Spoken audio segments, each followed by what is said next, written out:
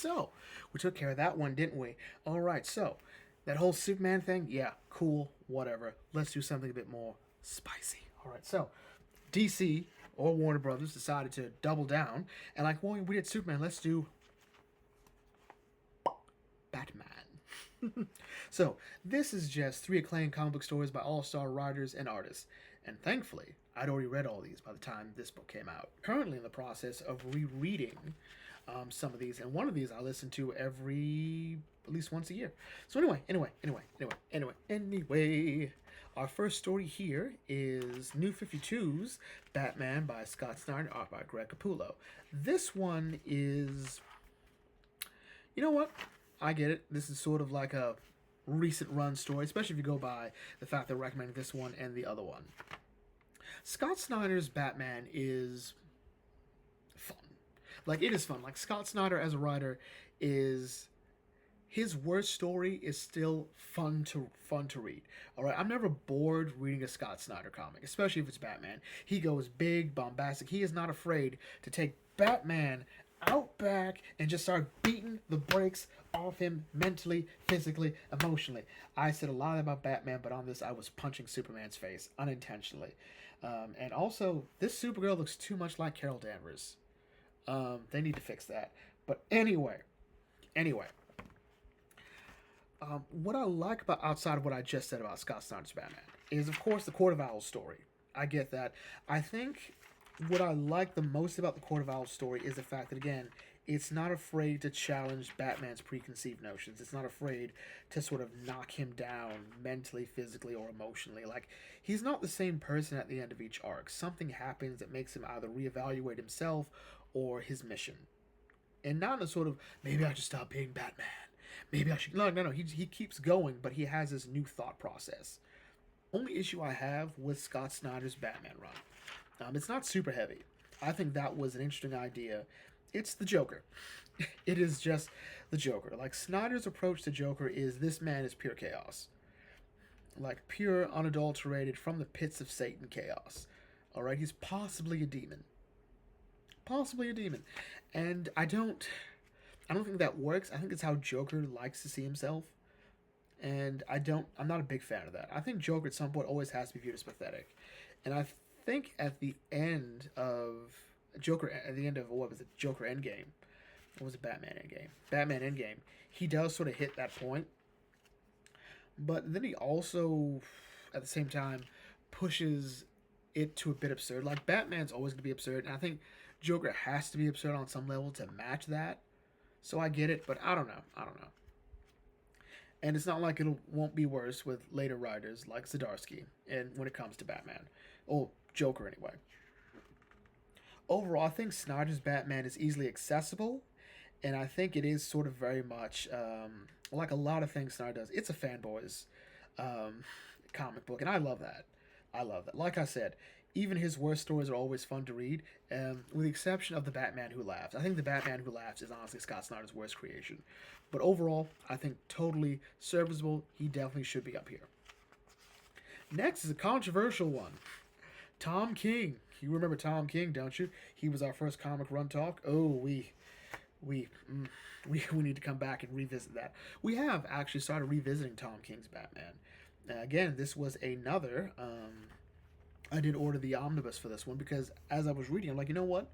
There are some great highs in Tom King's Batman, but there are just as many lows. Like, there's when you like it, you like it. When you hate it, it's like, oh my God, why are you here, Tom? Why are you here? Like, when I look at stories like I Am Gotham, I Am Bane, I Am Gotham, I Am Suicide, I Am Bane. Those stories they're oddly grounded, but they also are trying to sort of be a discussion as to where Batman is in his headspace. Like, Tom King is his own worst enemy because he likes to deconstruct. He likes to go in and he likes, like, okay, let's shed more, get down to the bare, to sort of like break the character down, but doesn't really build them back up. Offers for that. I also would be remiss if I didn't mention that Tom King's Batman had the problem of a lot of issues with editorial, from what I've heard. For example, the death of Alfred was apparently not Tom King's idea. It was supposed to be a fake out. Then, of course, we have the eventual hell. Selina leaves Bruce at the altar. That wasn't that was his idea, but it was also DC that leaked, editor who leaked it. So I don't like if I would ever sit Tom King down, I'd like to know exactly what was and wasn't his decision when it came to his Batman run. The same issue we had with Heroes in Crisis. Problem is, after what was it, Cold Case or Cold Days, when Bruce is on a jury defending Mr. Freeze of all people from Batman. I know, wild. After that, it was really sort of, it felt more like a chore to read his Batman. It felt like he was just sort of dragging things on and on and on. Like the Nightmare arc did not need to be that long. It really didn't. I remember reading on Twitter like, I need to add one more issue. No, you don't. No, you don't. All right, one of these stories was not necessary. Okay, some of these just didn't need to be here. Okay, and of course, then sort of like I think he would probably would want to rewrite some of his last arc. I know that his run was actually cut short. It was supposed to be 100 issues. It stopped at I think what was it 80. So I think if he'd known he was probably only going to get to do 80, he probably would have either trimmed it, or if he look back on it now, like even if I only had 80, I probably would have changed some things here. But Tom King, I think at worst, sees himself as Alan Moore, or he wants to be Alan Moore, and I don't think that works for him. But then again, this might be too long. When people think of Tom King's best stories, they tend to think of Strange Adventures or Mr. Miracle, these 12 issue stories, even Batman Killing Time, I think people like, as well as Superman Up in the Sky. These very short 10 to 12 issue stories where I think he's more at home in. And Heroes in Crisis, with a bit of tweaking, I think would have been truly great. Yeah. And finally, we have, this is low hanging fruit, but it's low hanging fruit for a good reason, Batman The Long Halloween. So Batman Long Halloween is not usually the number one recommended Batman book. Usually goes to, oddly enough, usually Frank Miller's work, Dark Knight Returns, or Batman Year One. And for good reason. Those are very good stories, especially Year One. Dark Knight Returns, I think, is better animated, but, you know, there's some stuff that's cut out, too, so you never know. I think it's a matter of taste. But Long Halloween is sort of that story. It's basically a story of Batman with your crime families, a serial killer's on the loose, and we're trying to see if these things intertwine, and it's got everything you'd want. It's got Joker, it's got Poison Ivy, it's got Two-Face, it's got Catwoman, it's got some really great art and a really great Batman. Actually, it's a story that I do listen to more than I read, because there's an audio play of it, an audio of it online. This once a year I listen to. Well, these are mostly uninspired choices at the end of it. We pick the writer for the reboot of DC Comics, which is still considered one of the best titles in New 52, as popular and unpopular as that initiative was. So yeah, we picked one of the most controversial writers and runs in DC Rebirth, and then we pick one of the gold standard of Batman stories. So yeah, so it's very kind of uninspired, but I get it. It's playing it safe. There's nothing to go off of here. Like, these stories weren't say like these were ones that inspired the new Batman movie, because it didn't. Like, Matt Reeves' Batman is very much inspired by Jeff Johns' Earth One Batman, and I believe somebody said Batman Ego, but it's been a while since I read Batman Ego, so I'm not going to speak on that one. So what would I put in for this in place of this? Well, first of all, Grant Morrison's Batman run. How this wasn't here is a bit wild to me, because as good as Scott Snyder's one is, Grant Morrison introduced Damian Wayne. And love or hate Damian Wayne, he's left an impact. Technically, is responsible indirectly and directly for the destruction of Tim Drake, but that's also the fault of DC writers going forward. So whatever. Since Batman is supposed to be, at least when I read it, is supposed to be a highly capable, sort of the peak of his abilities.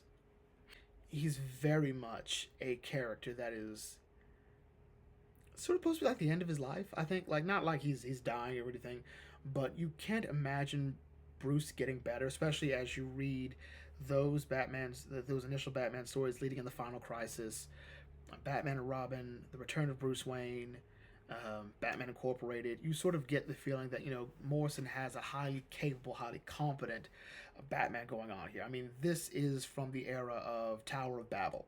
So of course there's that. And again, Damian Wayne. How this wasn't recommended on this list to me is weird. I think it's a time thing because they started from New 52, so like the past 15 years.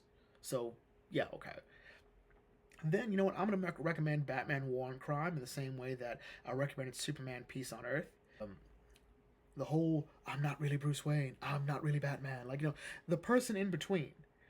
This is something that Nolan's Batman got right. There's the public persona of Bruce Wayne, and then there's the guy that actually he's broody. He wants to help people.